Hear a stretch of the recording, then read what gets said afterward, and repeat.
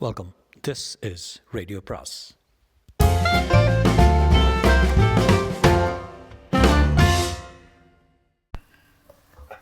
அனைவருக்கும் அன்பு வணக்கம். ராக்கி ரங்கராஜனின் தாரகை அத்தியாயம் 51. ஓரியன்ட் எக்ஸ்பிரஸ் ரயிலை பற்றிய கதைகளை ஆல்பர்ட்டோ சொல்லிக் கொண்டிருந்தான். ஆனால் ட்ரேசியின் கவனம் எல்லாம் அவருடைய மனைவியும் சினிமா நட்சத்திரமான சில்வினா அணிந்திருக்கும் நகைகளின் மீதே பதிந்திருந்தது. ஒரு நாள் ராத்திரி என்னாச்சு தெரியுமா என்றான் ஆல்பர்ட்டோ. இந்த ஆயுத வியாபாரி சார் பேஸில் இருக்கிறாரு. எப்போதும் போல தன் 7ஆம் நம்பர் பெட்டியில் தூங்கிக்கிட்டு இருந்தார். திடீரென்று ஒரு பெரிய கூச்சல். கதவை யாரும் தடதடவும் தட்டுறாங்க. கதவை திறந்தால் ஒரு சீமாட்டி, ஸ்பெயின்காரி, இளம் வயது, ரொம்ப அழகு. அவன் மேலே விழுந்து கட்டிக்கொள்கிறான். விஷயம் என்னவென்றால், ரொட்டிக்கு வெண்ணெய் தடவி ஒரு கடி கடித்து விட்டு தொடர்ந்தார் ஆல்பர்ட்டோ. அவள் அப்பா கட்டாயப்படுத்தி ஒரு பிரபுவுக்கு கல்யாணம் பண்ணி வைத்து விட்டாராம். அந்த பிரபு அவளை கொலை பண்ண பார்க்குறானாம். அந்த ஆள் ஒரு பைத்தியம் என்று அழுகிறாள். சர் பேஸில் அவளையும் அவள் கணவனையும் கூட்டி வைத்து பேசி சமாதானப்படுத்தி அவர்கள் பெட்டிக்கு அனுப்பி வைத்தார். அன்றைக்கு ஆரம்பித்தது காதல். சர் பேஸிலுக்கும் அந்த ஸ்பெயின் சீமாட்டிக்கும் 40 வருட காலம் நீடித்தது. அட அப்படியா என்றால் ட்ரேசி கண்களை அகல விரித்து கொண்டு. அதுவும் எப்பேற்பட்ட காதல் இருக்கிறார். ஒவ்வொரு வருஷமும் இதே ஓரியன்ட் எக்ஸ்பிரஸில் அவர்கள் சந்திப்பார்கள். சர் பேஸில் 7ஆம் நம்பர் பெட்டியில் தங்குவார். அவள் 8ஆம் நம்பர் பெட்டியில் தங்குவாள். சீமாட்டின் கணவன் இறந்த பிறகு 2 பேரும் கல்யாணம் செய்து கொண்டார்கள். திருமண பரிசாக மாண்டி கார்லோவில் ஒரு சூதாட்ட கிளப்பை அவளுக்கு வாங்கி தந்தார் பேஸில். என்ன ஆச்சரியமான கதை மிஸ்டர் ஆல்பர்ட்டோ என்றாள் ட்ரேசி. சில்வினா எதுவுமே பேசவில்லை. மௌனமாக கல்லை போல் உட்கார்ந்திருந்தாள். அடரா, மன்னிக்கிறேன் மேடம், நான் பாட்டுக்கு பேசிக்கிட்டே இருக்கேன், நீங்கள் சாப்பிடுங்க என்றான் ஆல்பர்ட்டோ. சாப்பாடு பாடு அமர்க்களமாக இருந்தது. ஏகப்பட்ட ஐட்டங்கள். ஆல்பர்ட்டோ தன் தட்டில் இருப்பதை சாப்பிட்டு விட்டு சில்வினா வைக்கும் மிச்சங்களையும் சாப்பிட்டான். சாப்பிட்ட வரை சலசலவென்று பேசி கொண்டிருந்தான். நீங்கள் நடிகை என்று தோன்றுகிறது, அப்படித்தானே? ட்ரேசி சிரித்தான். இல்லை, நான் ஒரு டூரிஸ்ட், அவ்வளோதான். அவன் அவளை விழுங்குகிற மாதிரி பார்த்துரு. சினிமா நட்சத்திரம் மாதிரி நீங்கள் ரொம்ப அழகாக இருக்கீங்க என்றார். சில்வினா கடுகடுப்புடன் குறுக்கிட்டாள். நடிகை இல்லைன்னு அவர் தான் சொன்னாரே. ஆல்பர்ட்டோ அவளை லட்சியம் செய்யவில்லை. நான் ஒரு சினிமா தயாரிப்பாளர், என் படங்களை பார்த்துருப்பீங்களே என்றவன் பல படங்களின் பெயர்களை ஒப்பித்தான். நான் சினிமா அதிகம் பார்க்குறதில்ல என்றாள் ட்ரேசி மன்னிப்பு கோரும் குரலில். மேஜையின் கீழாக அவனுடைய குண்டு கால் தன் காலை அழுத்துவது தெரிந்தது. நான் உங்களுக்காக சில படங்களை போட்டு காட்டுறேன் என்றான் ஆல்பர்ட்டோ. அவன் மனைவியின் முகம் கோபத்தால் சிவந்தது. ஆல்பர்ட்டோ அதை பொருட்படுத்தாமல், நீங்கள் ரூமுக்கு வர்றீங்களா மேடம் என்றான். இப்போது அவன் கால் ட்ரேசியின் காலை மேலும் கீழுமாக வருடத் தொடங்கியது.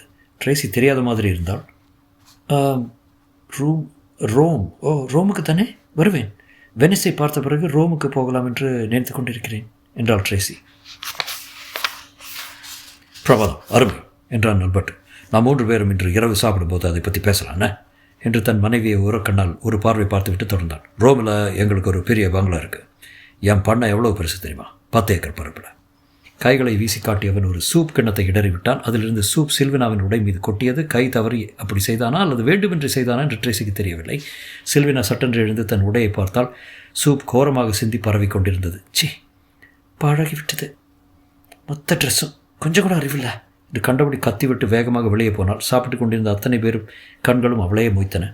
மனைவியை இப்படி அவமானப்படுத்திய ஆல்பர்ட்டோ பலாரென்று கன்னத்தில் அறையலாம் போல இருந்தது ட்ரேசிக்கு. இவனுக்கு போய் அவ்வளோ அழகான மனைவி. போட்டிருந்த அத்தனை வைரக்கற்களும் சேர்த்தால் கூட அவள் அழகுக்கு ஈடாகாது. பாவம், ரொம்ப நல்ல ட்ரெஸ்ஸு என்று ட்ரேசி முணுமுணுத்தாள். ஆல்பர்ட்டோ பெருமிச்சு விட்டான். உண்மைதான், ஆனால் அதே போல் வேறு ட்ரெஸ் வாங்கி தந்துடுவேன். அவள் கிடக்கிறான், விடுங்க. என் மீது அவளுக்கு ரொம்ப பொறாமை. அழகான பெண்கள் என் பின்னால் சுற்றுகிறார்கள் என்று. ஆமாம்மா என்று ட்ரேசி தன் கேலியை ஒரு சிரிப்பால் மறைத்து கொண்டான். அவன் மேலும் மேலும் பீற்றிக்கொண்டான். எனவோ புரியல, பெண்களுக்கு என்னிடம் ஒரு தனி மயக்கம். அவனுடைய தற்பெருமையை கேட்க ட்ரேசிக்கு சிரிப்பு பொத்துக்கொண்டு இருக்கும் என்றான். அவன் மேஜையின் முன்னே குனிந்து அவள் கையை தொட்டான். எனக்கு உன்னை பிடித்திருக்கிறது, ரொம்ப பிடித்திருக்கிறது. அது இருக்கட்டும், நீ என்ன வேலை பார்க்குற? நான் ஒரு கம்பெனியில் செக்ரட்டரி இருக்கேன். இந்த பிரயாணத்துக்காக நான் சேமித்து வைத்திருந்த பணம் மொத்தத்தையும் செலவழிச்சிட்டேன். ஐரோப்பாவில் ஒரு நல்ல வேலை கிடைச்சா தேவையில்ல. அவன் கண்கள் அவள் உடலை விழுங்கின. வேலையே வேண்டாம், உன்னை நான் பார்த்துக்கலாம். என்னிடம் பிரியமாக நடந்து கொள்பவர்களை நானும் பிரியமாக நடத்துவேன். ட்ரேசி, அப்படியா, ரொம்ப சந்தோஷம் என்றாள் முகத்தில் நாணம் வரவழைத்து கொண்டு. அவன் தன் குரலை தாழ்த்தி கொண்டு, ராத்திரி உன் பெட்டிக்கு வருகிறேனே, இதை பற்றி பேசுவோமே என்றான். வேண்டாம், அது பிரச்சனையாகிவிடும். பிரச்சனையா? என்ன பிரச்சனை? நீங்கள் ரொம்ப பிரபலமானவர். இந்த ரயிலில் வரும் எல்லோருமே நீங்கள் யாருன்னு தெரியும். இருக்கட்டுமே. அப்படி இருக்க நீங்கள் என் பெட்டிக்கு வருவதை பார்த்தா 4 பேர் தப்பாக நினைப்பாங்க. உங்கள் பெட்டி என் பெட்டிக்கு பக்கத்தில் இருந்தாலாவது பரவாயில்ல, உங்களுடைய பெட்டி என்னென்ன? 70 என்று சொல்லிவிட்டு அவளுடைய பதிலுக்காக ஆவலுடன் அவள் முகத்தை பார்த்தான் ஆல்பர்ட்டோ. ட்ரேசி ஒரு பெருமூச்சு விட்டாள்.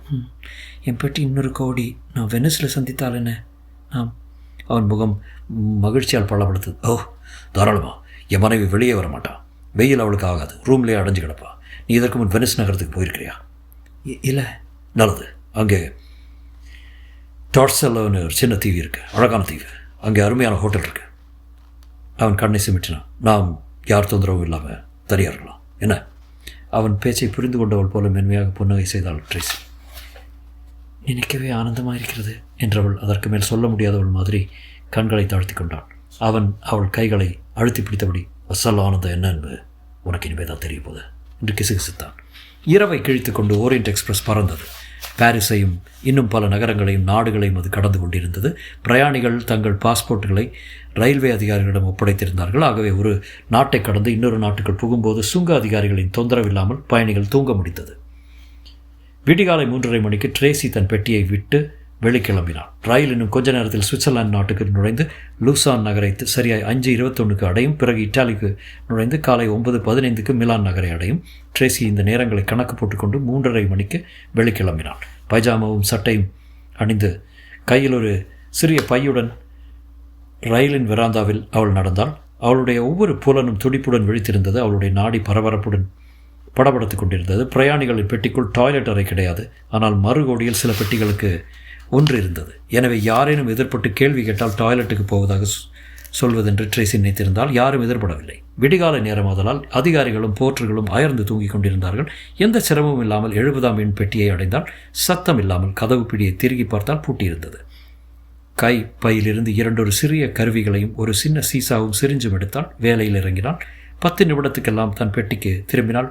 30 நிமிடத்துக்கெல்லாம் தூக்கத்தில் ஆழ்ந்தாள். அவள் முகத்தில் ஒரு புன்னகை மலர்ந்திருந்தது. தொடரும்.